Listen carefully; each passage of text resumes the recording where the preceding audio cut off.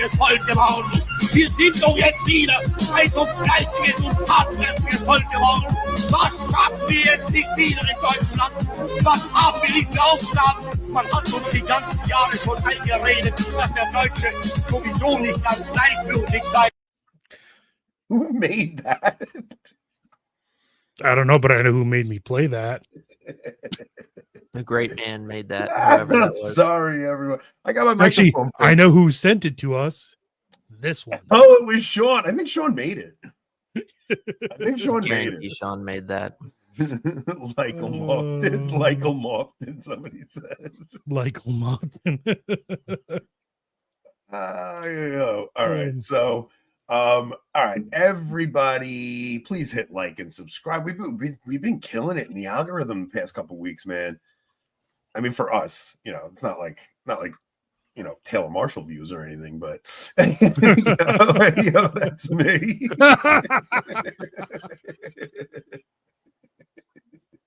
Well, I really wish this was like the real Lofton, and he just had a sense of humor at the end of the day, and he decided to watch our stream. If that really was him, that'd be, we could be friends with awesome. that guy. So yeah, I reached out to Voice of Reason.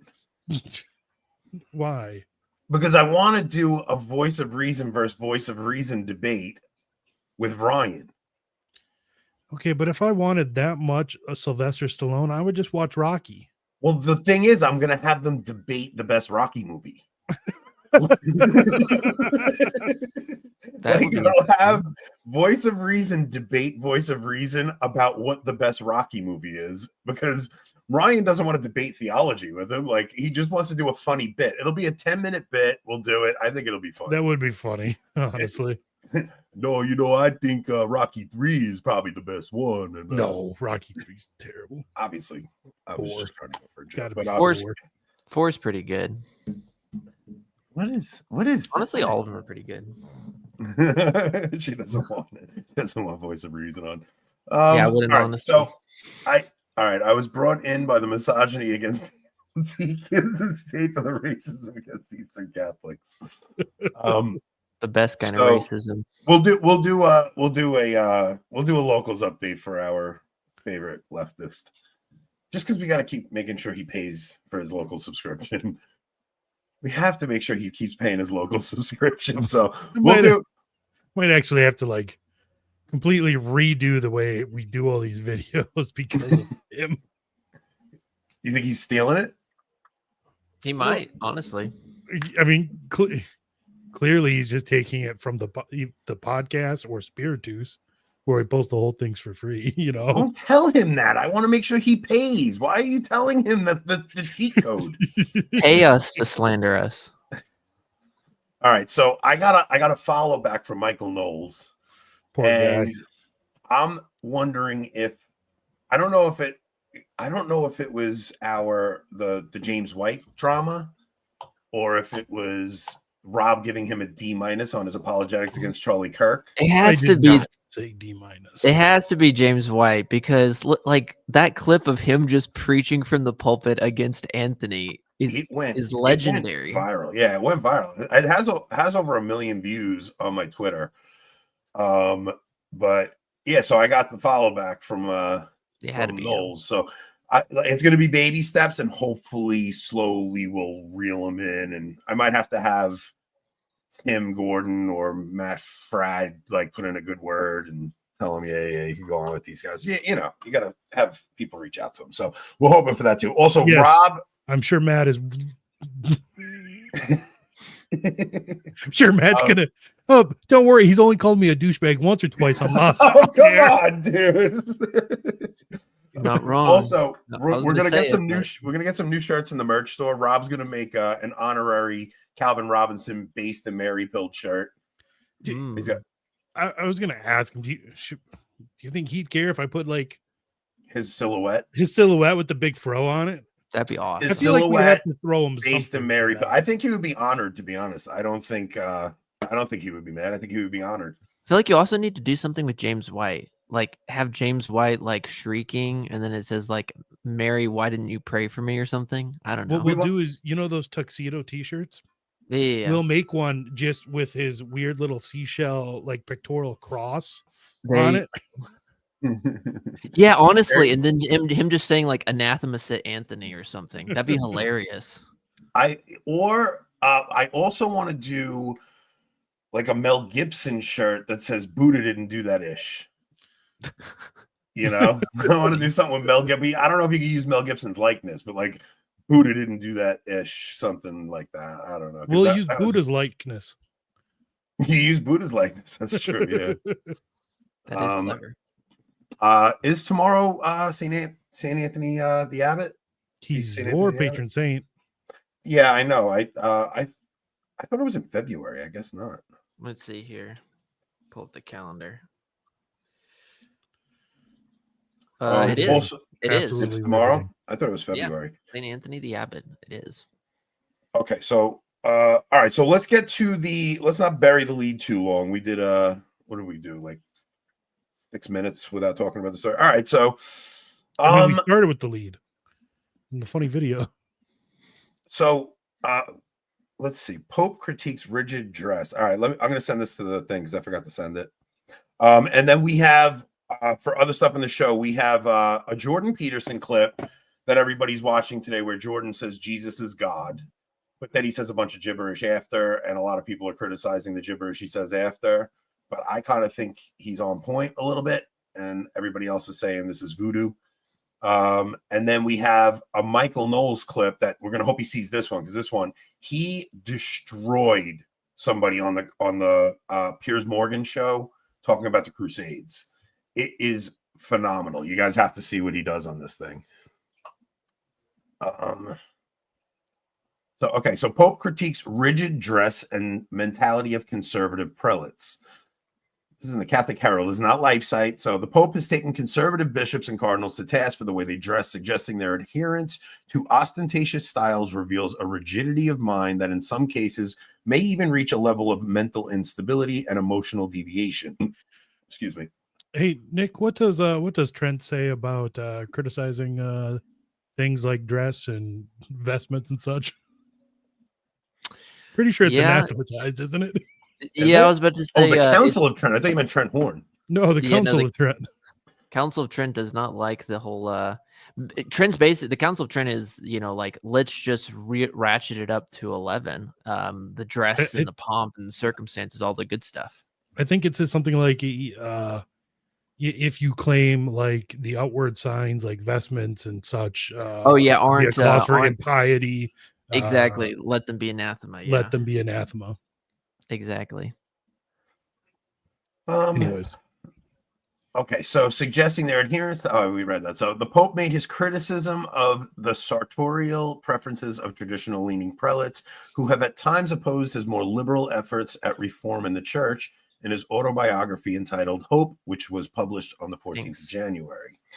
If anyone saith that the ceremonies, vestments, and outward signs which the Catholic Church makes use of in the celebration of masses are incentives to impiety rather than offices of piety, let him be anathema. Yeah, exactly. And it's talking about the Trinity Mass. Of course. Yeah, it's not talking. Okay, their rigidity, he writes, is often accompanied by elegant and costly tailoring, lace, fancy trimmings, rochets, and which he described as amounting to clerical ostentation. Rip Pope Francis, golly. The Pope then adds, these ways of dressing up sometimes conceal mental imbalance, emotional deviation, behavioral difficulties, a personal problem that may be exploited. So, all right, let's give him the benefit of the doubt. Not only not a theologian, but now a psychiatrist. It's wonderful.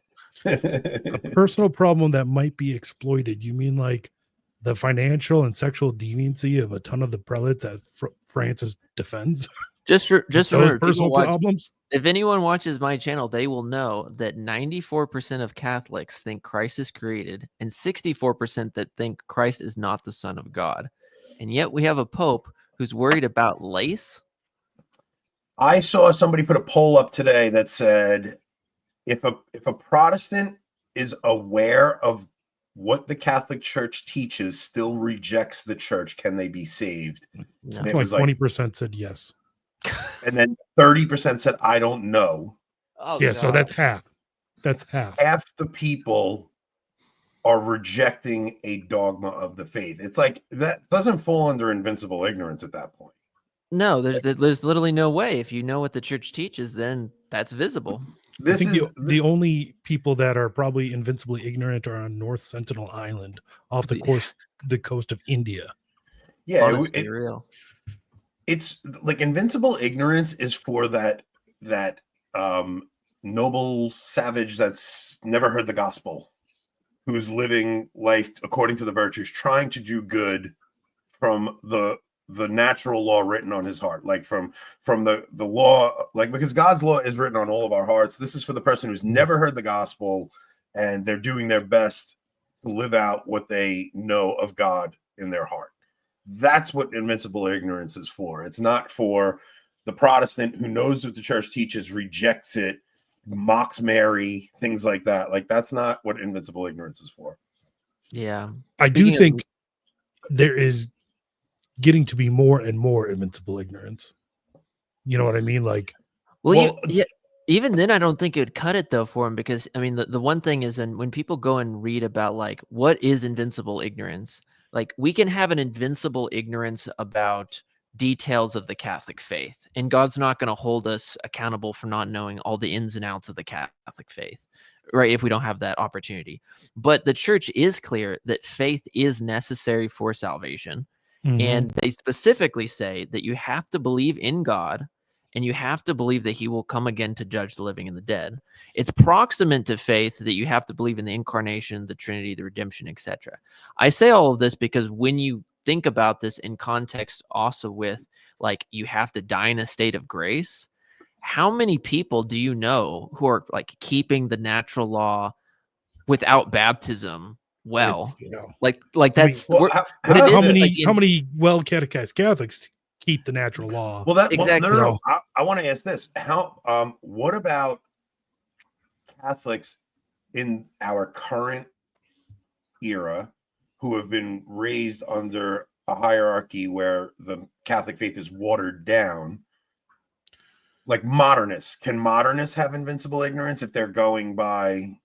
No, if they're going by what the current thing is, like somebody that answers that poll. So somebody that answers that poll and denies the dogma of the faith because it's so muddled, the current teaching, that they don't even know that the church teaches no salvation outside the church. Yeah, if they legitimately, what happens when the church itself seems to be teaching them? You know what I mean? Like, that ecumenism is like the highest order. That's what I'm asking. Okay, so forget the Protestant. I'm more concerned with the Catholic who's under the current magisterium, learning very muddled teachings.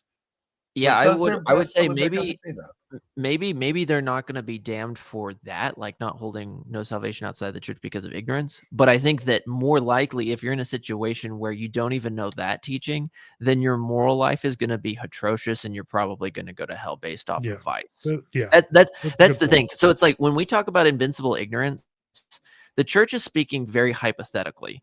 But we have to also get back down into the real world where it's like, how many people legitimately are, like, in modern 2024, what percentage of people out there have not been exposed to pornography and taken delight in one impure thought? One impure thought's enough to damn a soul to hell. I mean, so that's why I'm saying, like, it's insane to me to think there really is no real invincible ignorance with that, because like the natural law is written on the human heart. So exactly. So people, one impure thought can damn you to hell, but not if you feel bad for that.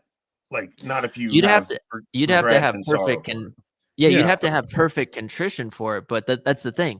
The saints say that perfect contrition is more so an act of like a more matured state of life, a more matured state of spiritual life. So could it happen? Could God give him that grace? Of course, but he can't rely on that. And perfect contrition for the catechized Catholic is tied in with, you have the intention to go to confession.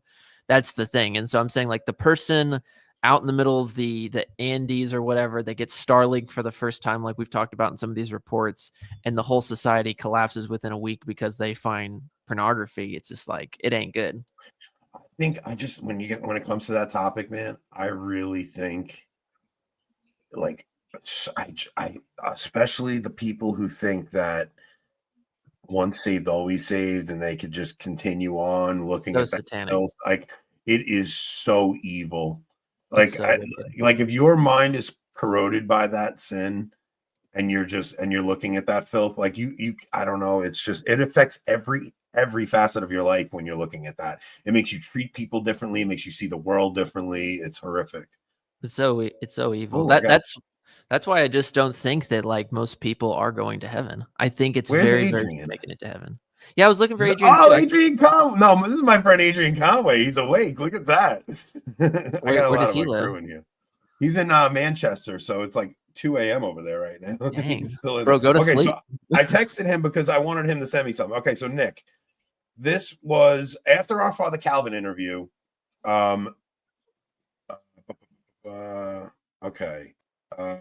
So Calvin Robinson came on, and I didn't want it to be a debate about ecclesiology. So I just didn't want to have that debate. I wanted it to just be about the thing that we triggered James White with, and I figured I'd ask him how his experience in America has been. Let's talk about some of the things we agree on. I didn't want to start calling him out for him being out, like not being Roman Catholic. I just didn't feel like doing that. So my friend Adrian, one of his friends who attends the SSPX, said, annoyingly, I don't have the quote at hand. In this video, it is exactly what the church fathers and saints warn about in relation to some heretics, namely that they may claim to agree with 99% of orthodoxy, but then they will propagate a falsehood concealed in their doctrine with it, making it much worse than it is when it is hidden amongst the truth. Calvin attempts here to resurrect the branch theory, namely that Anglicans and Orthodox are different branches of the church, whilst also denigrating Roman Catholicism continually, as if it's merely one of the many forms of Catholicism, for which he has a definition even broader than the modernists. I don't think it's the obvious falsehoods expounded as part of the controlled demolition going on in the Novus Ordo Church that are as much of a danger to a more traditionally minded Catholic as much as it's the antithetical side of the dialectic that Calvin represents that's trying to restructure a based ecumenical unity. That's the danger. So in an open letter to confused Catholics, Archbishop Lefebvre describes ecumenism as a tendency especially dangerous to the faith, the more so because it masquerades as charity.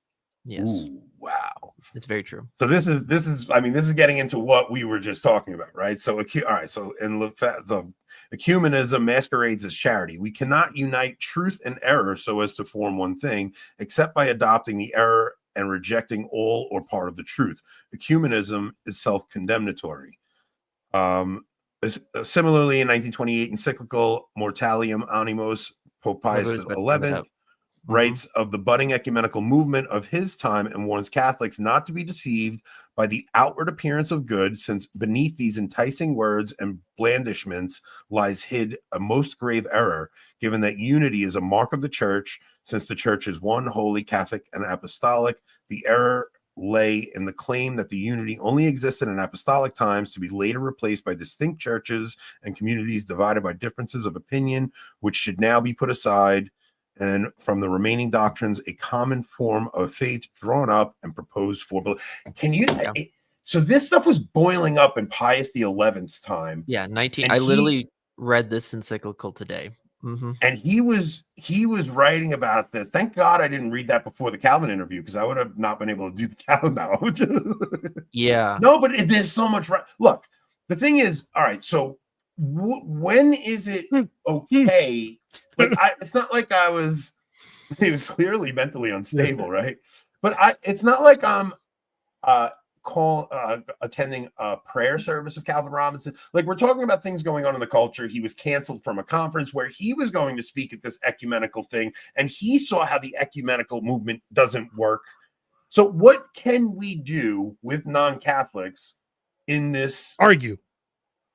No, there's got to be more than that, especially in a secular culture. Like, there has to be room for us to unite around secular problems, right? Like, you could join with Protestants around the pro-life issue to save lives. Like, where does our unity end, Nick? Yeah, no, it's a good question. Kennedy, he was in the chat, Kennedy Hall, he wisely said in the last episode that I was on with him that to be an Orthodox Catholic, quote unquote, in the modern church, you just have to be pro-life, right? And go to mass on Sunday. Yeah. It's so true. Our Catholic sensibilities have weakened so much.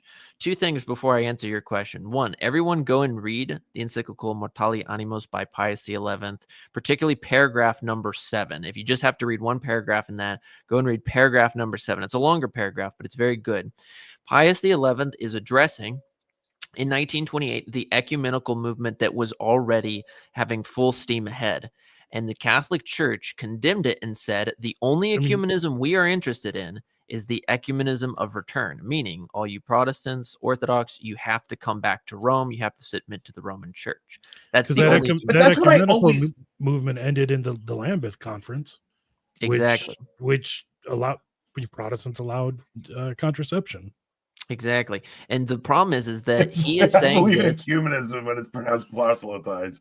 But that's what I always thought ecumenism was. I always thought ecumenism, even like I was so naive because I always thought it was the attempt to have conversations with Protestants to explain to them it's not that anymore. The truths of the Catholic faith in a way where it's like, okay, maybe we're having a difference of nominalism here, like maybe we're saying the same thing but in a different way. Maybe we could figure out how this is being worded so you understand our perspective, but with the ultimate goal of bringing them into communion with the Catholic Church without compromising our doctrine. That was my naive understanding of ecumenism. Exactly. You have the traditional mind of what ecumenism is. The Vatican II ecumenism is not interested in that at all. Vatican II ecumenism calls these false groups Christians, which is condemned by Pius XII. They say that we should join in prayers with them, which is explicitly condemned by Mortali Animos by Pius XI.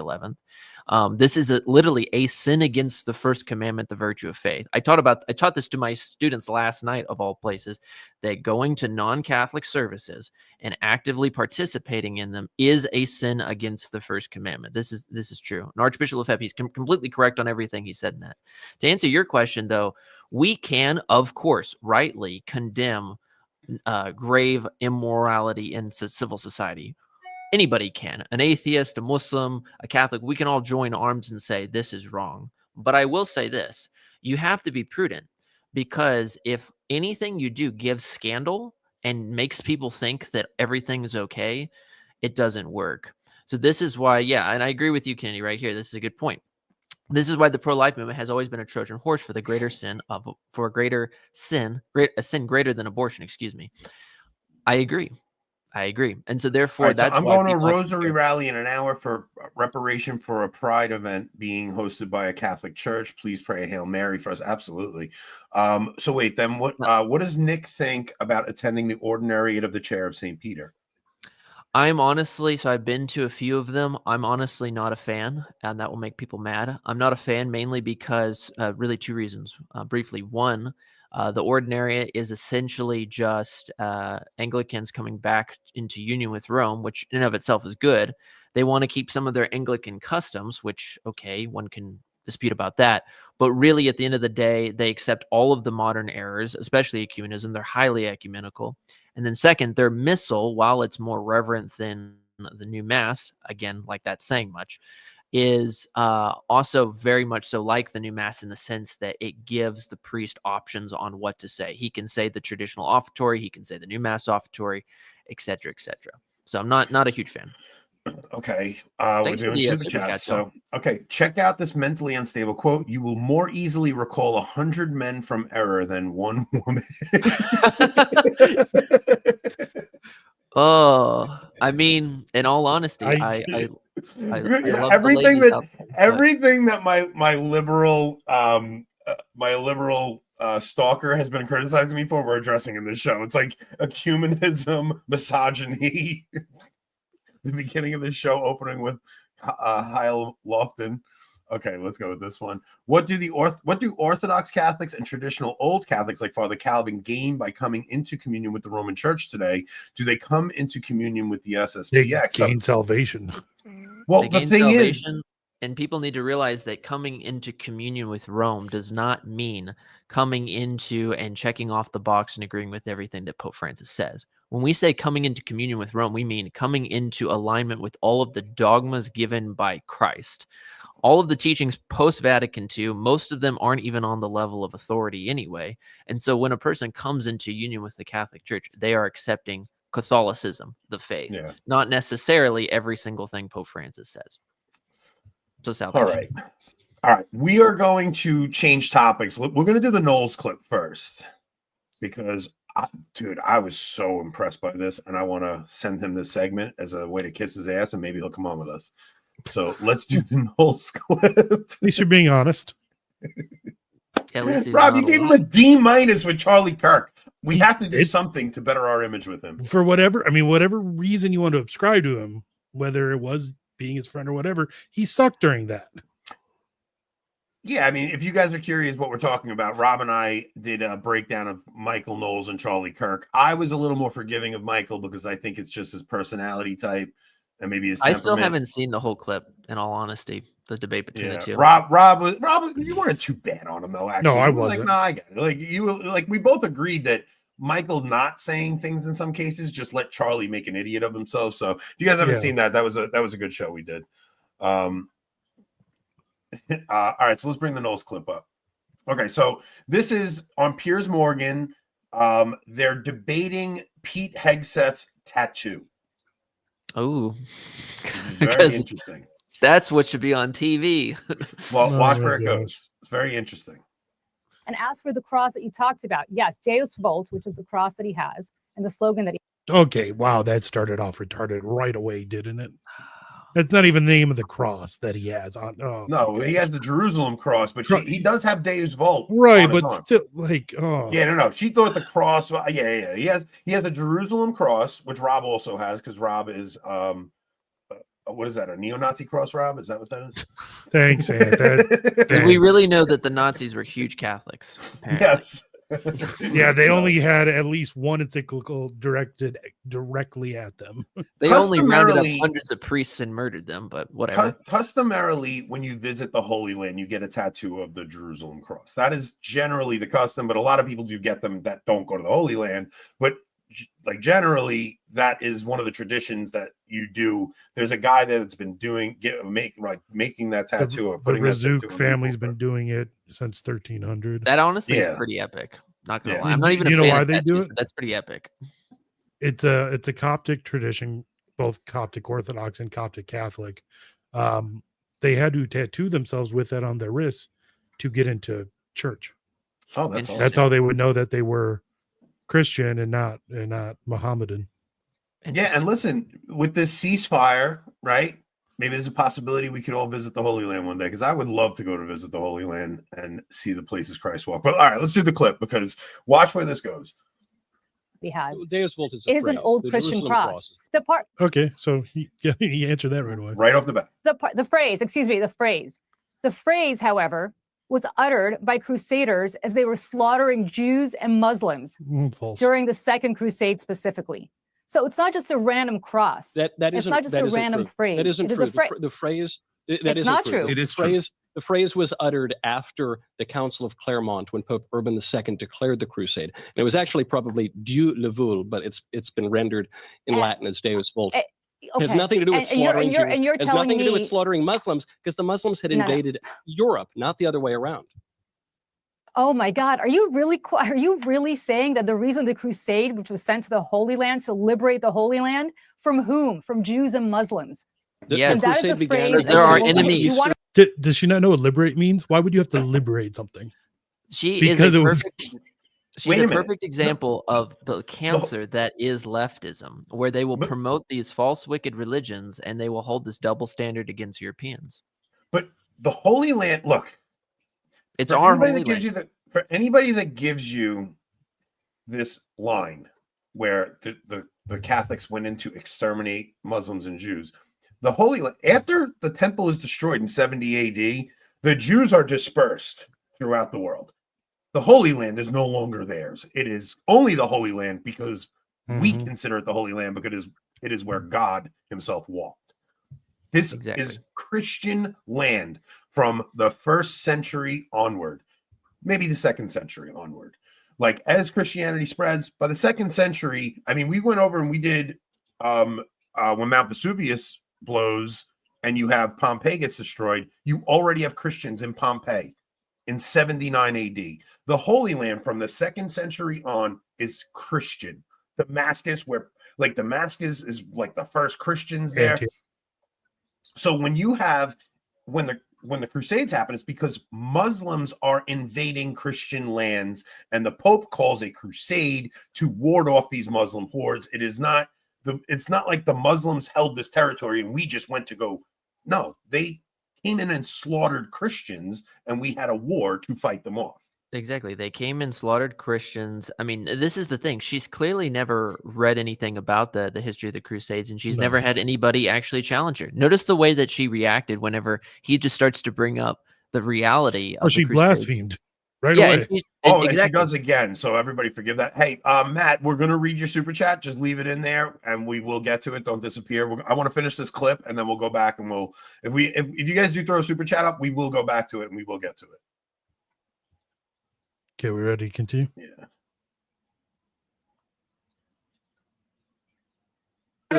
I'll tell you why the crusade began, because the Eastern Emperor asked for help from the Western Pope, because the Seljuk Turks were slaughtering Christians in the Holy Land, because those lands were Christian before the Muslims invaded in the 7th century. So that's why. No. Yeah, Those good Crusades, to know Michael's pro-crusade. Those lands became Christian after the First Crusade. Okay, so let's be very the clear. lands were Christian in the 1st and 2nd centuries. Do you see how smug she is? Those lands became Christian after the First Crusade. Because you are a woman, she can't help it. But you're just so historically illiterate. She's never had anybody challenge her. That's the problem. Marxist, communist colleges brainwash people. Leftism is to canceled. be that historically illiterate and spew things like them. I don't know, man. I guess you do get caught in arguments sometimes, and you have to kind of like pretend you know what you're talking about. But I wouldn't even give her that. I wouldn't even give her that. I just straight up think that she literally believes this crap, and she's in her superiority complex. I legit believe that. All right, let's finish this out, because watch where this goes. Jim Russell, are you going to defend that woman if I call her a retarded broad, or will you not defend her? I just want to know the rules here, Rob. You are so much worse than me. I know. You are like so much worse than me. It just builds up. It just builds up, and then I can't. Everybody thinks I'm the bad one. I'm not the bad one. Oh man. Okay, here we go. Islam didn't exist before the 7th century. What are you talking about? Okay, I can listen. I can go all day if you want to talk about the Crusades. No, you can't. But the point is, I can also show you literature quite fascinating, where people. Maybe we should switch the debate. But what that has to do with Pete Hegseth is it's not that he has a random cross that talks about his faith in Jesus Christ. He used a very specific terminology. But putting all of that was aside, first uttered to defend persecuted Christians in the Middle East, just like they're being persecuted today. Okay. Yeah. If you want to talk about the Crusades, that's who you want as the Secretary of Defense. Wonderful. Yes, someone who defends the persecuted. Julie, finish your point. The Crusades, Julie, finish your point, and I'll go to Michael. To Dave. My point is that I cannot even believe that something the Vatican apologized for is something you're defending, which is the slaughter of Jews and Muslims during the Crusades. What did the Vatican excuse me, the Vatican said the Crusades. Oh my Jesus! You know what? Why don't you give me a call after this, and I will walk you through exactly. All right, let's try and bring things back. All right, the treatment of Muslims in the Crusades. But if you want to talk about, women cannot get into debates with smart, intelligent men. I do want to say bravo to Michael Knowles. He was good. Salute to you, sir. If you ever watched it, phenomenal there.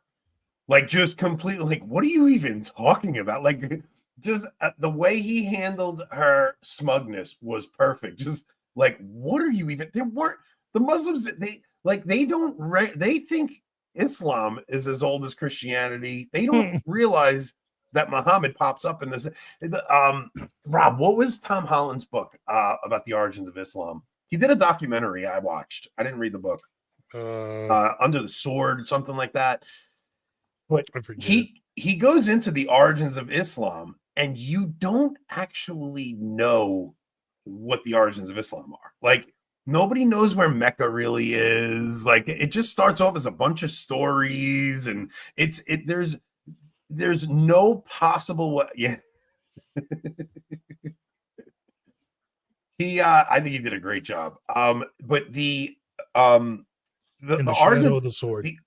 In the shadow of the sword. The origins of Islam are so shady that if you go back and research them, there's just like even the Quran is a bunch of jumbled Eastern Christian stories that they threw into the Quran. And it started off as a Christian heresy, as Nestorian heresy, essentially. Yeah. No, it's an amalgamation of different thoughts, different faiths, different philosophies, all jumbled up together because Muhammad was illiterate, and being in a Bedouin tradition, that's how they put it together. You're right, Tina. Islam is pure evil. It has launched numerous wars. Muhammad launched like 87 wars in his lifetime, many of them being raids. He slaughtered over 500. He himself beheaded over 500 people in one day. Raped his 9-year-old niece. Yeah, I was about to say, of course, his let's just say his sins against the 6th and 9th commandments are well known, especially when you go and you read Al-Hadith, where the Hadith talks about all kinds of wicked it basically makes heaven into a brothel. The fact that this leftist woman, who I'm sure believes that the Quran is a book of peace, defends this nonsense is laughable. Okay. I'm trying to get in touch with Sam. I have people reaching out to him. Sam Shamoon, if you watch this clip, please come on. I am a huge fan of your work. We would love to get him on. He is. I saw a clip of him the other day where he just had a guy break down crying when he told the guy to go back home to the Catholic Church he was raised in. The guy went to the Pentecostal movement, and Sam was just like, no. You mean the Catholic Charismatic movement? Oh, well, this was the legit Pentecostal movement. And the guy breaks down crying because he's like, please don't tell me my whole life was in vain. And he's like, your life is not in vain. Anything you love in the charismatic Pentecostal movement is there in the Catholic Church in true form. Yeah. So just go back to Ralph Martin. No, I don't think that's what he meant. I don't think that's what he meant at all. Yeah, let's hope not. All right. Nick, when you talk about the manuals in the church, can you give examples of what you mean and any recommendations?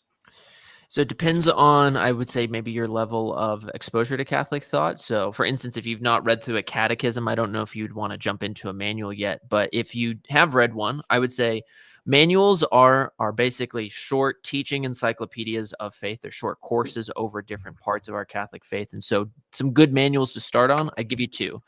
For dogma, check out The Fundamentals of Catholic Dogma by Ludwig Ott. It's probably the most famous one in trad circles. For moral theology, check out Father Prumer's Handbook of Moral Theology. Both of those are pretty short texts, and they're pretty short for like teaching manuals themselves. But to start off in, that's where you want to start. Eric has a good point. There is actually no real evidence outside of the Quran and the Hadith that Muhammad existed. Yeah. I have heard that. It's interesting. Okay, so what should we do for family who is Protestant? It depends. This is a very subjective question. I think they're talking about it in the context of prayer, because I think we were like no, not necessarily. Well, not necessarily. I mean, yes, of course, pray for them. Because we were talking about that earlier. That's why. But it really does. It's a very subjective thing. It depends on the person you're dealing with. It really I don't know. Sometimes you could go Bible verse for Bible verse, and you could go that route. You could go the Catholic Answers route, or you could go the historical route. I think the historical route, to me, the greatest proof of Christianity is the Catholic Church. Like, there's no greater proof of Christianity. Forget the resurrection, not forget it, but like the resurrection, fine. Yeah, you could go that route, but they already believe that. But the church itself, when you actually go through history and see what the church did throughout history, to me, that is the greatest proof of Christianity. Yeah, I don't know, Matthew, if you were talking about like practicals in the sense of prayer, because that's what I'm thinking he might be asking, because we were talking about like, should we pray with non-Catholics? Should we go to their service? I think that's what he was talking about. Oh, what should we do with Protestant? I thought he meant about conversion. Yeah, because that question came around the same time as this question. Yeah, so are you allowed to pray or participate in Protestant meal blessings or stand by them? So I just kind of take over and I do too. That's what I do. So I eat with my Protestant in-laws all the time, and I just go, everybody raise your right hand, and they do, and I go, name of the Father, Son, Holy Spirit. Exactly. I always do. Bless us, O Lord. That's I stole that from Patrick Coffin. I have to say, I stole that from Patrick Coffin. That's what I did, just because. Yeah. So short answer is either A, yeah, you can do the Anthony approach, take over the situation, or B, I would just respectfully, like if they're gonna be praying around the dinner table, I would just respectfully kind of just be quiet, let them do their thing, etc. you know, not just jumping in and calling a foul or whatever, but you're not participating in. It always comes down to your intention. What you do is you get holy water. You get holy water. You throw it at them, and you go, "The power of Christ compels you." That works like a charm every single time. Get a crucifix. Get them cornered in a room. Do you guys accept Nostra Aetate? Point 3. I don't. If it's anything in Nostra Aetate, I love how Anthony says it. Aetate, Nostra Aetate. Then I probably don't, because that document is hot trash, quite frankly. I do what Vatican II tells me to do and judge it based on, in light of all the prior teachings of the church. So if it doesn't line up, then, well. Okay, I have Deus Vult tattooed on my arm. Am I evil or base? You're evil because you interviewed Kennedy after us, and it wasn't as good of an interview, and you claimed it was. And you still said it Picante's eyes. Yes, the Holy Land and North Africa was the center of Christendom until the Islamic invasions. The Crusades happened once those invasions encroached on Europe, and the hordes were driven back. Yeah, if it was, like, a lot of people don't know, but if it wasn't for the Crusades, you wouldn't have the life you have right now. Like, the Crusades literally saved the world. Yeah. The question is just, when are we going to have another crusade? Because they're already invading the West right now, but unfortunately 63% of our Catholic population doesn't even believe that Christ is God. So this is a great point. Unfortunately, because of the Crusades, this woman isn't wearing a hijab. It's allowed to speak publicly. That's great. That's funny. North Africa / Italy is still the center of Christendom. And this is a throwback to an old thing you used to say. Crazy. I was crazy once. They put me in a rubber room, a room of modernists. I hate modernists. They make me loony trad. Loony trad. I was a loony trad once. That was an old thing they said when I was a kid. You're showing your age, Catholic Samurai. All right, You showed your age by having to go to Best Buy to have the Geek Squad help you with your computer. Dude, let's not tell that story publicly. Sorry, Nick. Last question on this, but would you say the Ordinary at Mass is a legit Catholic Mass? I have one close to my house. Would you say it's better than the Novus Ordo, Nick? I would say in a subjective sense, yes, it's better than the Novus Ordo, but in an objective sense, I'd say it's not much better at all. In all honesty, I would say don't listen to this crazy trad. He's got mental unwellness and he's unstable. Like in the sense that if you're just wanting reverence, okay, yeah, but also recognize that it's like, because of them, they're going to consider the Anglicans Christians and accept all of the ecumenism of the council. All right, so I had this argument with Jason, and Jason says that Jason is entirely wrong on this. Okay, is he? Because I don't 100%. Know. I've never been to an ordinary liturgy. Ordinary hit liturgy comes from Cranmer. It does not come from the Sarum Rite. No, it does not. That's what Jason says otherwise. I love it. It's a common myth that it's the Sarum Rite. It is not the Sarum Rite. Just go and watch the Sarum Rite on YouTube, and then watch that Ordinary at Mass, and you'll be like, these are not. It's an adaptation of the Book of Common Prayer. Exactly. If you're completely invincibly ignorant, I imagine they meant, co-workers ask you why you fast as a Catholic, what would each of you say in response? Ooh, that's a good question. What would you say, Anthony? Well, first off, do you fast? Oh, absolutely. I'm just joking. The only people I talk to about fasting is my Muslim friend at work, because he's the only one that understands it. Ironically, like the guys I work with, so I buy lunch for my guys regularly because I'm the super on the crew. We're typically on a big job, so on Fridays they get pizza no matter what. Like, they know they're getting pizza on Friday. It's like, you're not getting anything with meat, but it's a good jumping off point for conversation, in my opinion. Yeah, that's fair. You know, like, I always use, especially my fallen away Catholic friends that I work with. If I see them eating meat, I will castigate them, and I'll tell them, you heathen filth, you are Catholic and you have betrayed your birthright. Why are you eating a ham sandwich right now? Like something like that. And then it turns into a conversation.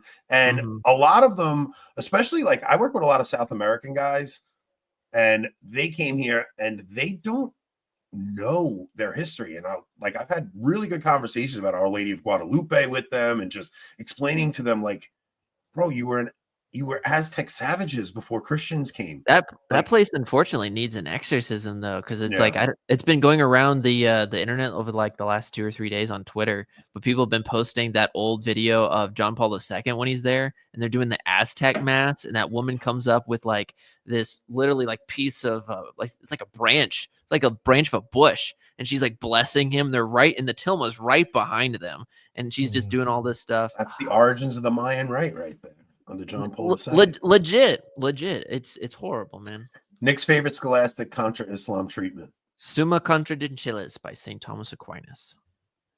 Hands down. All right. So should we do the Jordan clip on the other side? We can if you want. I mean, I say we do the Jordan clip on the other side. Let's leave these people wanting more. Think they still want more? I think so. We don't have as big of an audience as we have in the last few shows. Know, so you know right? what? We're going to drag you guys over to the other side. All right, we're going to go over to locals. We got the Jordan Peterson clip. I think Rob loves Jordan Peterson. This is going to be a fun one. I'm so excited. The only thing that would be better is some Jonathan Peugeot, too. Kale, you and I need to do our video one day. John Paul II from a Zoomer and a Boomer perspective. I see, like me. My Kale, wife's been bad talking me in the locals chat without me seeing it. She's in Florida, right? Yeah, she said, "Can confirm Rob is the worst one. He's just usually better at keeping his trap shut."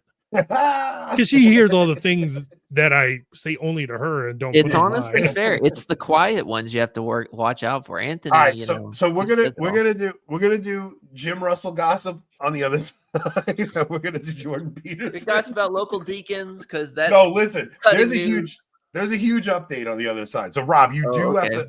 If he wants to see this one, we're cutting the Spiritus feed off. We're cutting everything. He's not. No, getting dude, that literally makes 3 times the work for me. Look.